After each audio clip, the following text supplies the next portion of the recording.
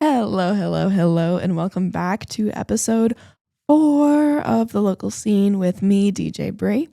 I'm, of course, DJ Brie, and I'm here to talk about an amazing pop punk, emo, hardcore, really the band that does everything and is always experimenting and ever growing and changing with their sound, and they are No Takebacks of Scranton, Pennsylvania. I'm so happy to talk about them because you can really tell that they are passionate about what they do, and in every step of the process, things are just are never lost on them, that it has so much meaning to people who are listening and the important messages that their songs carry. They are, of course, a band from Scranton, Pennsylvania, and they're made up of Tyler Dibble, who turned kind of his own love of writing poetry and being inspired by poetry, which we talk about in the interview, into a band that he kind of got with some members of his previous band that he had, plus some other like-minded people, and they came together to create something awesome, which was No Takebacks. They kind of started by releasing in 2018 stuff from their old project, and then released a series of singles throughout 2024 and earlier than that as well, with this pop punk inspired sound that you can tell was very personal to them, and with writing and storytellings that were very close to Tyler, the primary lyricist and vocalist, just close to his life. They kind of all came together. So there are a couple other members, of course, as we can see behind me. There is Reese Matinchek on bass, Brendan Johnson on lead guitar, and Tristan Gray on the drums, which we also talk about the change in lineup and things like that in the interview. They're going to be evolving in the future. They describe themselves as personal poetry, which I think is really accurate to what they do if you listen to their songs. And if you're into music that is really personal and you can tell comes from a personal place that maybe you can resonate with, I'd highly recommend checking them out. Definitely, like, some of my favorite are songs like Another Night, Before You're Gone, and To Be a Ghost. Those are ones that are more recent, but I think they're very good and are very personal, and that comes through. So just to get right into it, I was so happy to be able to sit down and talk with them because they've been definitely navigating a lot of just changes in whether it's just career-wise, creatively, and in lineups and new projects and things that they're trying to get started up. So they definitely, I would recommend giving them all the support that you possibly can. Listen to their music, check them out anywhere you can, follow them on really any platform that you have, because I think what they're doing is really important, and I don't think we have enough of it in the local scene. Just people who really express their care for not just making music, but having a message in their writing that helps people, which we had the unexpected conversation going into this interview. Kind of, I was just thinking, we'd go into history, inspirations, and we would talk a little bit about production wise, how things evolved with that, and maybe if he had any other personal preferences for who he'd want to play with in the future, something like that. But we got into a really, really important conversation about mental health and reaching out if you don't have a support system. And I think that conversation inspired me to think deeper into how I approach these interviews. And I was really impressed and inspired by, the way that we were able to have that conversation really openly, and how it's not something that you need to hide or censor. It's very, very important. And, here I know we have from Marywood University, where I am recording from, we do have a couple programs that just try and promote discussion around mental health. But I just think that our conversation was one of the more deep, more personal ones that I've had. And I was very, very happy to be able to speak with Tyler Dibble, the primary vocalist. And I'm very excited to play a couple little samples of their music. In this episode, I'll be doing first and foremost the song that we discuss a lot, which is called Before You're Gone. And that one is very, very personal and delves a lot into mental health discussions and discussions about just getting through difficult times with other people in your life as well, which we talk about the collab that he did on this song with Altered Pink, which, you know, their voices together in this song particularly are incredible, and I was very impressed. So without further ado, let me introduce to you the first little sample track before we get into the interview. This is Before You're Gone.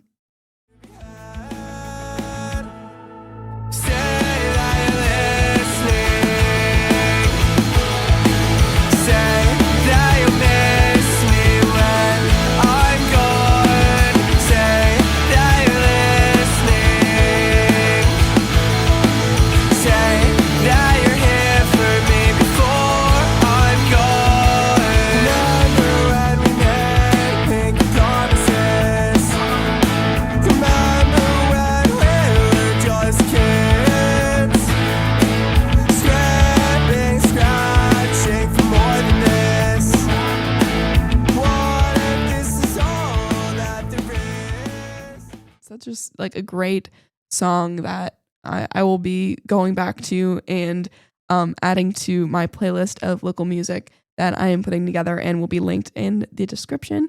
And I have, you know, all of my favorites will be lined up there as well that I've had in these interviews so far, and just local music in general that I've been really grooving to lately. So I'm really happy that I got to sit down and talk with them about their ever evolving sound and not being afraid to step out of the box, not being afraid to just be true to yourself without sticking to any particular label or associating yourself too harshly with that, because we talked a lot about how that could stifle creativity. And you can, again, just really, really tell that they do this because they care and not because they want to fit into a particular box. I'm just really hyped, and thank you, Tyler of No Takebacks, for coming on and talking all about inspirations, mental health, and music, your musical history. So thank you for coming on. And without further ado, this is my talk with Tyler Dibble of No Takebacks. And like threw like not bum looking clothing on for a second because I was like, oh gosh. No, you're good. You're good. How you doing today? Good, how are you? I'm doing pretty good. Thanks for coming on. I'm excited to talk to some more like local musicians and stuff. It's pretty cool to get this started up. Yeah, of course. Thanks for having me.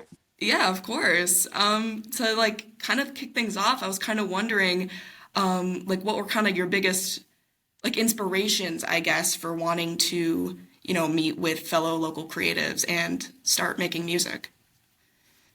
Um, Honestly, I went to like a local show when I was probably like 12 or 13. There was a venue that was like actually a movie theater right up the road from my house in Montrose. Cool. Um, that I like skated up to, and a bunch of bands are playing at, and like I didn't know what was going on, so like I just like paid, I think it was like $5 at the time, and went in and saw a bunch of bands, and it was just like wicked cool. Didn't realize it was like a thing that happened regularly, and then like of course over time I like saw like local kids at the high school like handing out flyers or like talking about the shows, and I was like, oh dude, this is like a thing that like happens normally around here, like Yeah. oh, that's kind of neat. Yeah, that's really just cool to figure out that a bunch of other people that are like peers also are interested in like the same things you are. That could be a big motivator. Specifically, I was checking out your guys' Spotify. I noticed you guys mentioned a German American poet, Bukowski, that he was like noticed for his very graphic depictions. He was really unapologetic in his work. Was there anything specific like about his work that made you like mention him in your Spotify description and that you like take into writing your songs? Um, so I actually read his entire like book of poetry, Love is a Dog from Hell, front Awesome. to back, multiple times, uh, and specifically was recommended it at a time in my life when like I was going through a really hard time.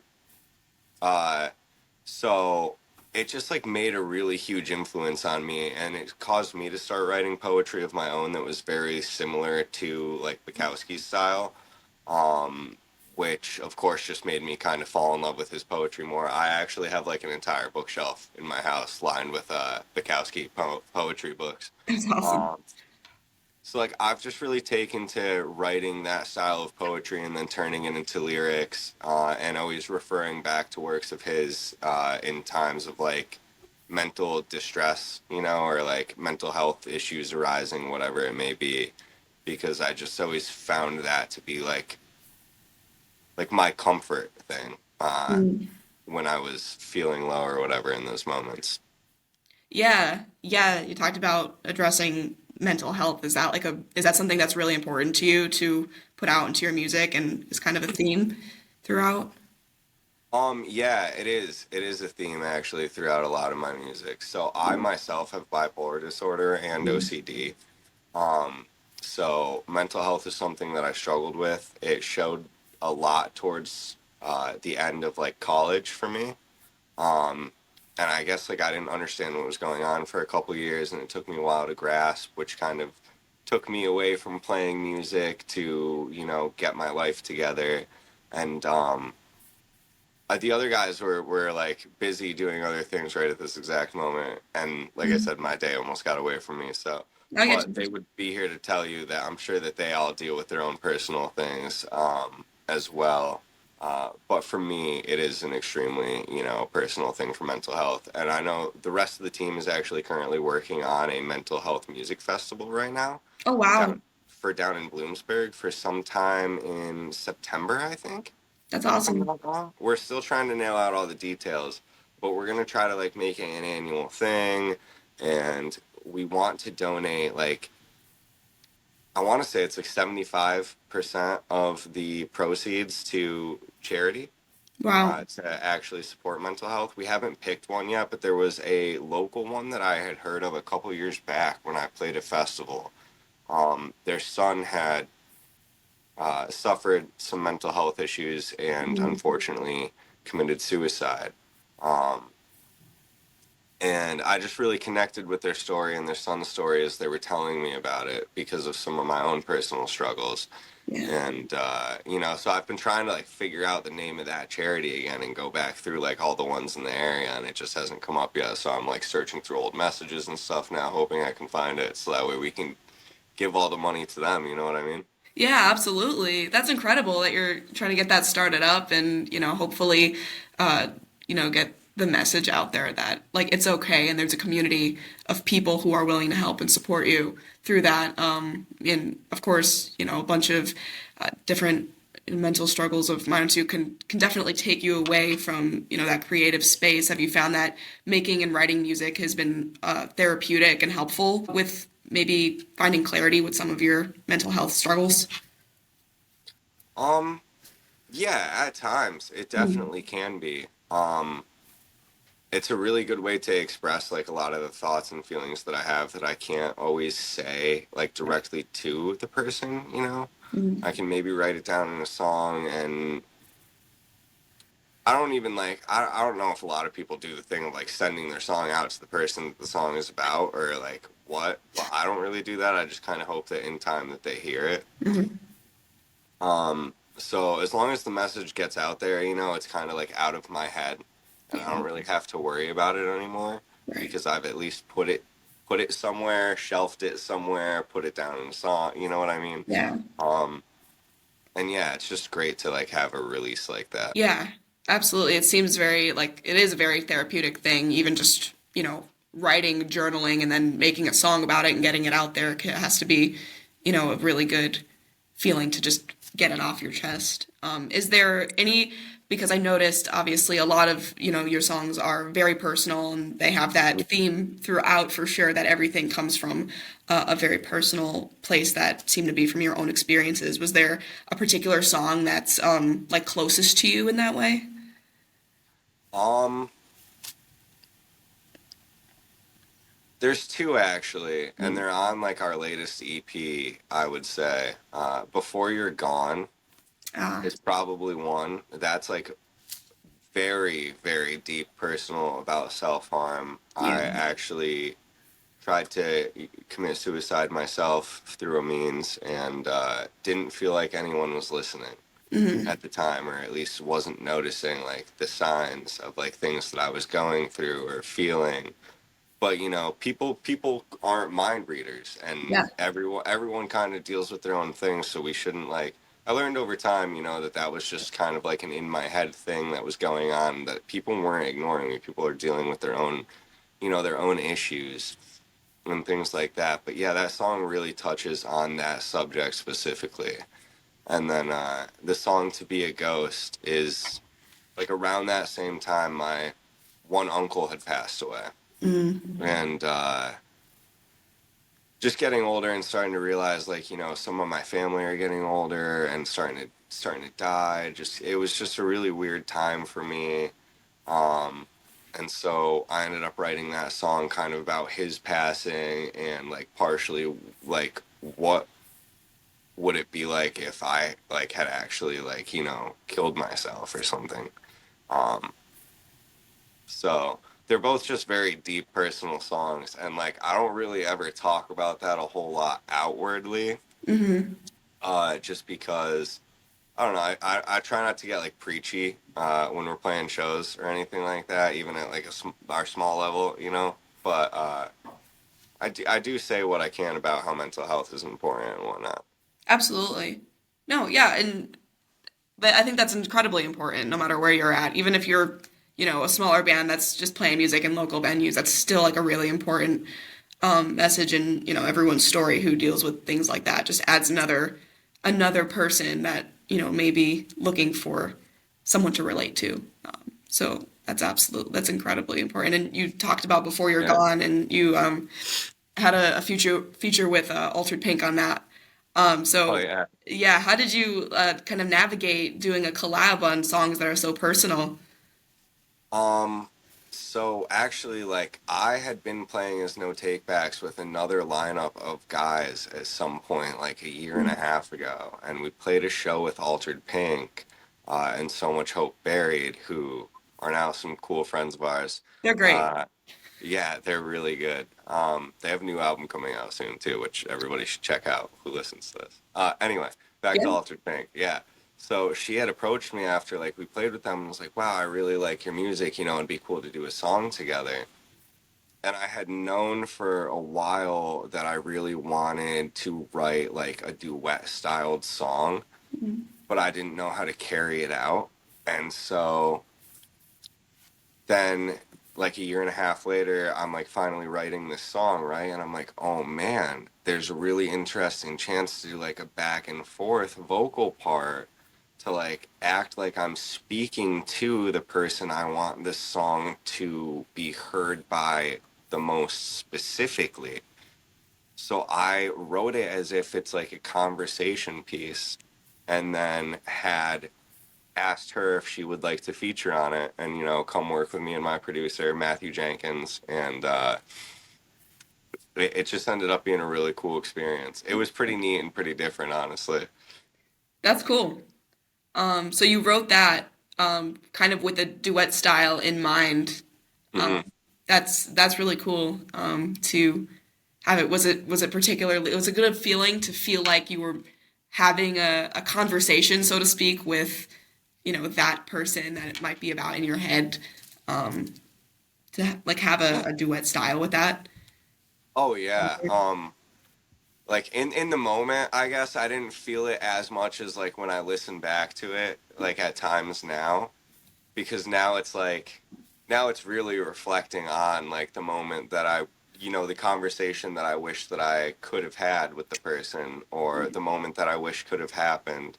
uh it's become a really cool memory, and probably one of my favorite pieces of like writing, honestly, at the same time. Yeah. Well, it's a great song, so I could definitely see why. It's definitely one of my favorites. along with Migos. Those are some great tracks. So the personal aspect of it really like comes through and listening to it, and just listening to it on the way up here, I could really just you could see how personal it was just in your delivery and everything. So absolutely props for that. But there's oh my gosh, there was about collabing. Oh yeah, if you had to do a collab with another band or artist, or even do a show with another band in the future, who would that be? Oh gosh, actually right now we're really trying to collab or get a show with the All American Rejects because we've seen that they've been doing like a ton of these random house shows all across the Yeah. country and like responding to DMs and people tagging them. So I don't like if this like goes out anywhere, we're gonna share it and like All American Rejects, we're trying to play a show with you guys. Come somewhere near us. We'll even Yeah. set it up. Come play our festival. Actually, that would be Seriously. sick. That'd be so sick. That'd be so sick. It's gonna be out on YouTube, so That would be comment at so the tight. rejects out there.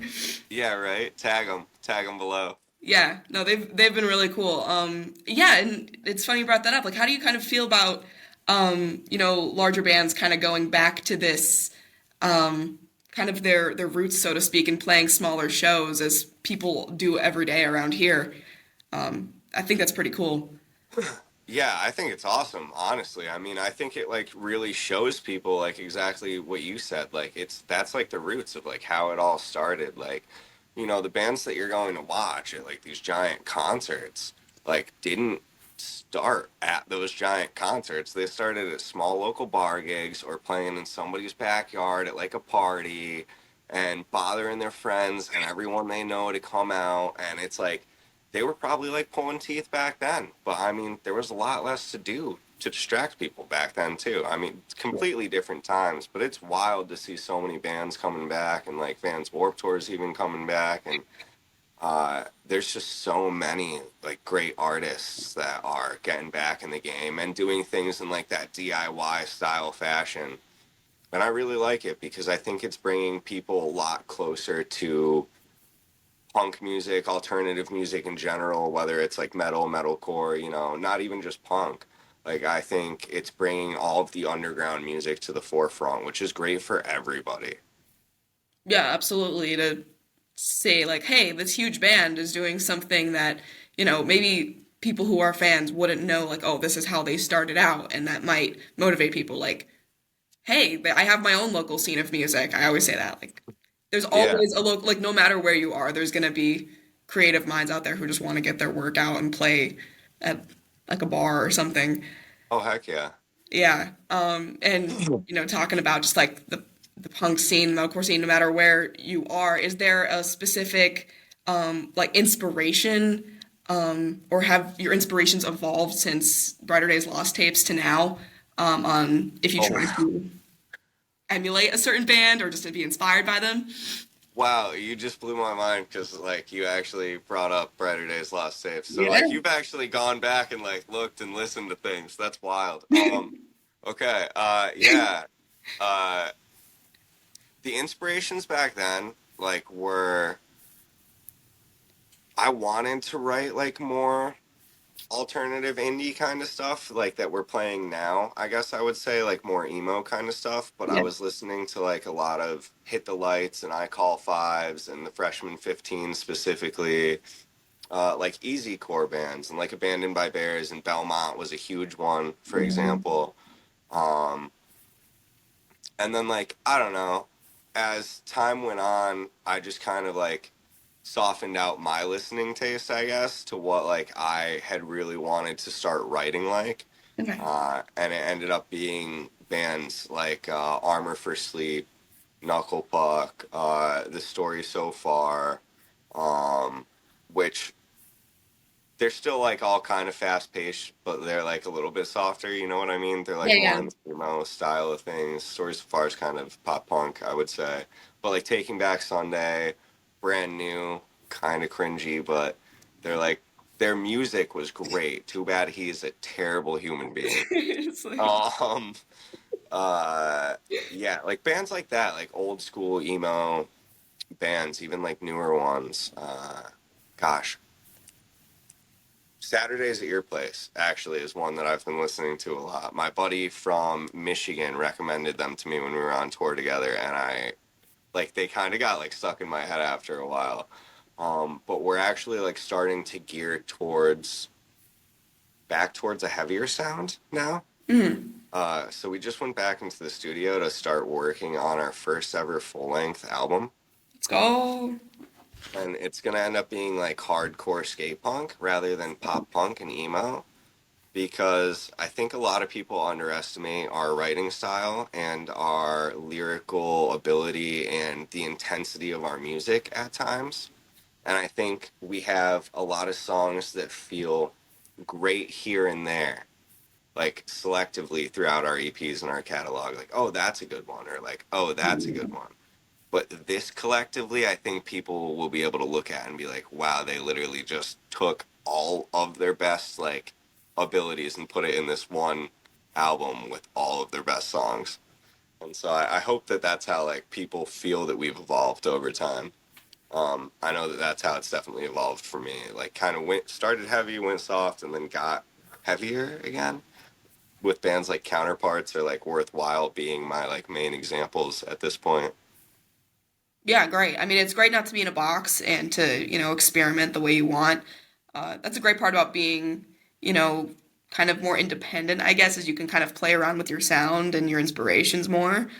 Oh yeah. Um, so yeah, like how do you feel about, having certain like I guess genre labels on a particular band, like because you've experimented so much with your sound and gone um through so many different inspirations to create kind of the no take back sound, so to speak. Uh, g- Genre labels are weird. I Yeah. mean, they I realized on this last tour that we did with our friends in the Summits and Red Eye out in New Jersey that genres are kind of very subjective. Everyone kind of is gonna like think that emo is, a grouping of different bands that like this person might think emo is. Like I Yeah. know I considered emo to be slightly different than the guitar player of the Summits did, and like we got into like a whole discussion, and then everything that I was saying was pop punk. He's like, "Dog, that's emo," and I was Yeah. like, "Dude, I think that maybe I'm learning this is subjective here in this Right. exact moment." You know what I mean? No, actually. Um, like I wonder if what I consider hardcore, is really considered hardcore. Like, do they just think it's just like another form of punk? And then like, if so, why does it always feel like there's so much separation between the genres and the scenes? It's the weirdest thing ever. Have maybe I'm not the only one noticing that, right? Yeah, no, absolutely. And it's weird because I'll have discussions with even friends as we're on our way to a local gig or whatever. That's, the the name of the on the flyer will say like Wilkes-Barre Hardcore or whatever, and we'll have a discussion and be like, "Oh, I didn't know this was like considered hardcore or whatever." And I'm just like, it's good music Yeah, at this point, and I feel like a lot of people kind of people are people, and their inspirations and sound are going to naturally evolve, and I think there's just good music. And then of yeah, course there's like harder lines to, of course with certain genre switches, but in kind of this space it always sparks discussion on like what's considered real punk or real hardcore, which can kind of I think deviate from just getting into music that you like. Oh, yeah, totally. I mean, it's the funniest thing. Like friends of mine that I used to tour with, back in my old band Brighter Days, which is actually where the Brighter Days Lost Tapes is from. Funny enough, they like started playing in hardcore bands or what they would consider hardcore bands in like upstate New York, you know? Mm. And I was showing them some of my new music and they were like, "Oh, dude, this is soft." And I was just like, what? And they were like, you need to start playing like hardcore, like heavier punk. And I was just like, why can't why can't I just like what I like? I Yeah. thought we were just playing the same kind of music like a year ago. I'm so confused. So that's kind of like our whole point of switching up genres though and trying to go like hardcore skate punk. And I think people are really going to be impressed by the style that we decided to switch to and the songs that we wrote on it, truthfully. Yeah, I'm really excited to hear it. I mean, having a full length album out is, a lot of work. And it can it can definitely take some time, but I'm really excited to hear it. I'm sure it's going to be worth it to hear, a ton of, as you say, your best things all kind of compiled into uh, Hmm. one piece of work. That's going to be pretty awesome. Is there any particular part of the like production, writing, composing process that you'd say was your favorite so far? Um, we're still pretty fresh into the beginning of the process, but I will say that like it's been really cool to do it like with a group because I'm used to writing a lot of the music myself Mm, entirely and then going to the producer and then having them tell me what could be worked on, what could be changed, and working with them to change it or work on it. yeah. And we switched to working with Eric Novikowski, Eric Novro, I'm gonna say, Yeah. of Novro Studios, for this one because we just like really wanted it to hit all the punchiness, collectively that we felt our music had behind it, so that way other people could hear it too. And I'll actually be putting down the guitar coming next year, and we'll be Nice. adding another member, Ooh, and I'm nice. just going to be doing vocals. So we're going to be going through a pretty big change. Yeah. That's really cool to hear. It's great to have that, opportunity to evolve. Really excited to it. And you answered a question. I was going to talk about Brighter Days Lost Tapes because I was curious on what made them like lost tapes. Were those songs ones that were going to be like scrapped and kind of put on the wayside, and then you kind of put them out as your first AP with no takebacks, or is there a story behind the lost tapes title? Yeah, there's a deeper story. Okay. So we we were in a band, me and the guitarist and No Takebacks right now, we're in a band together called Brighter Days. I want to say it was like 4 or 5 years ago now. It was pre-COVID. And we started touring like the East Coast and did a couple like Midwest shows here and there. And when that broke up, I was really disheartened, and I like went through and like rage deleted everything, uh, because I That's was so really, real. yeah, I was sad and I was really young, so like I just didn't want to look at it anymore. Yeah. So then when I started No Takebacks again with like new music, being the Reminiscer EP, or Hmm. actually no, I think Fluorescence might have been like one of my first newer songs. Um, but I had known that I like wanted to re-upload the Brighter Days music because those songs also meant a lot to me at the time that I wrote them and just are like a great memory of like another time in my life. Uh, so that's kind of where Brighter Days Lost Tapes came from. So I altered the cover art to make it look like an old, cassette on the floor or something like that. And was just like, yeah, I'll just throw it up there, and if anybody notices it, they notice it. Cool for them. Yeah. Uh, and if not, then whatever. Yeah, totally. Well, like I was looking back and I'm like the sound because that's kind of why I wanted to dig into like the inspiration side of it too because the sound definitely evolved like since then and I could see where you were talking about kind of maybe going into like a little bit lighter inspirations and then to see you Hmm. kind of go back to the origin story so to speak for the heavier music. That's going to be cool to see how things evolve and change.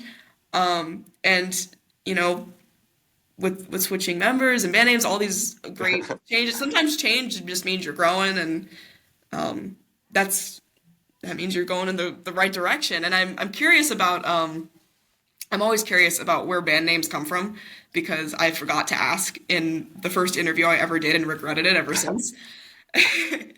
And so now I never go an interview without asking where does the title No Takebacks come from? It was honestly just like a quick little niche saying I noticed me saying to my friends after I would make like a stupid joke when we were all joking around in Brighter Days at times. And there's actually like a clip on the old Brighter Days YouTube channel, which is still up, that you can go back and watch like tour footage of us touring with 20 something on our one like 2 week tour down the East Coast. And I actually say, oh, no take backs chilling in the pool right now. Like kind of like giving people like a precursor that like something's coming like within the next few years. Like this is not a permanent thing, whatever.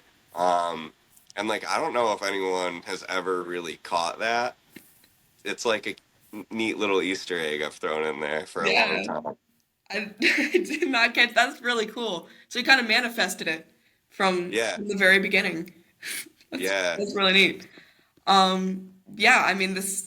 It's been awesome just to kind of delve into the history, inspiration, scene, kind of gone everywhere. And so I'd have to also ask if there's anyone watching who, might be struggling or using music as an outlet for themselves. Is there anything that you'd want to say to whether it's local artists or just people who like to listen to local music who might be going through it right now? To anybody ever going through it, if you're an artist, just any, any individual, never be scared to reach out for help because I was for a really long time, and honestly, that's the only thing that ended up like really helping me in the end was being able to reach out for help. And if you have no support system, you have no one to reach out to, you don't know where to get any resources, message us directly on our No Takebacks Facebook page, Instagram page. We will hook you up. We got you. Like, that's literally what we're all about. Someone on the team will definitely reach back out to you.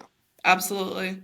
That's so great. Great to have a support system, even if it's, people, I'm sure people who like listen and resonate with your music would be so happy to hear that. And I'm sure it means a lot too that if you get this festival started up to have other artists that also support that idea as well. Is there anyone that, you mentioned the All American Rejects, which would be incredible. Is there anyone else locally that you'd want to get on that lineup?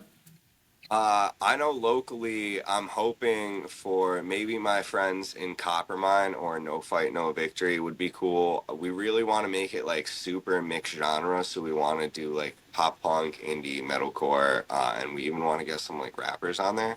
Cool. Cover bands are totally not excluded either, so we were thinking like our friends in No Limitations down in Bloomsburg, who are also punk, Neanderthal are pretty good as well.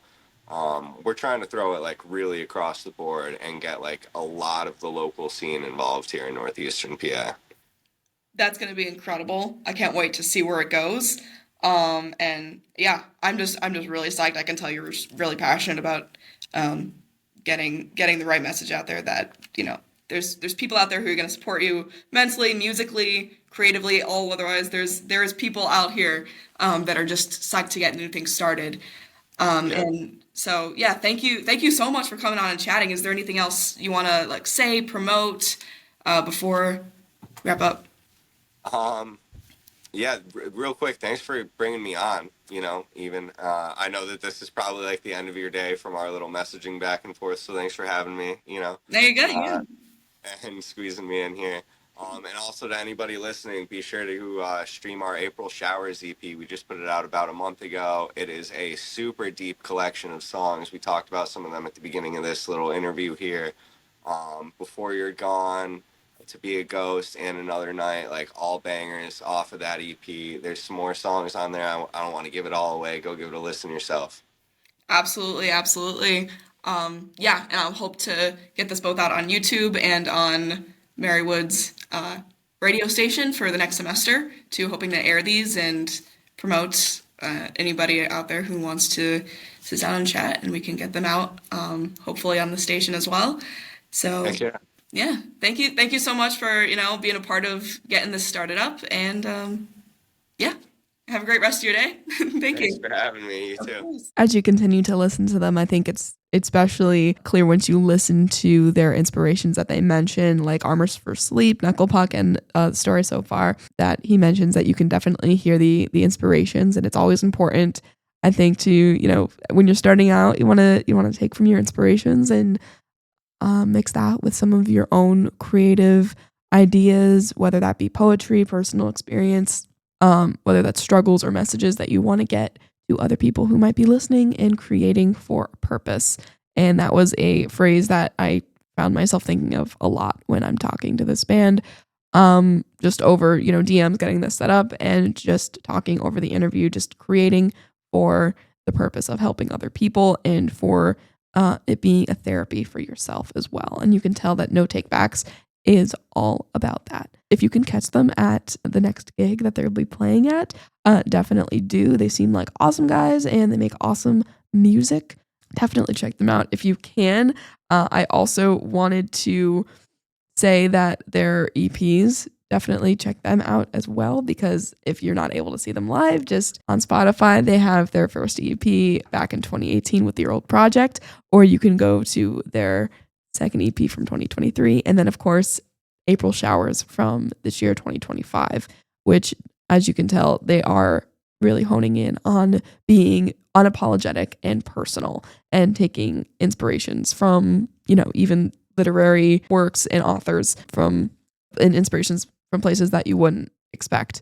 So I was very excited and happy to talk to somebody who is all about creating for purpose. It was very, very inspiring to kind of shift my perspective on how I conduct these interviews. And without further ado, here is a second little sample called Another Night. And you can hear them in their inspirations when they started to slow things down a bit before their debut album comes out, hopefully soon. This is Another Night.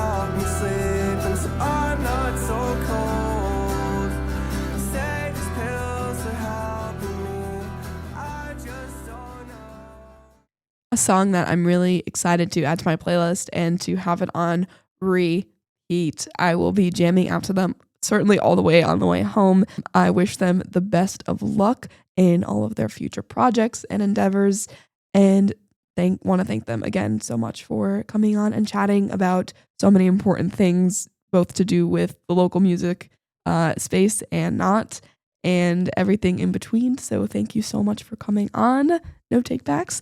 I hope you guys enjoyed learning a little bit about this awesome local band from Scranton, Pennsylvania.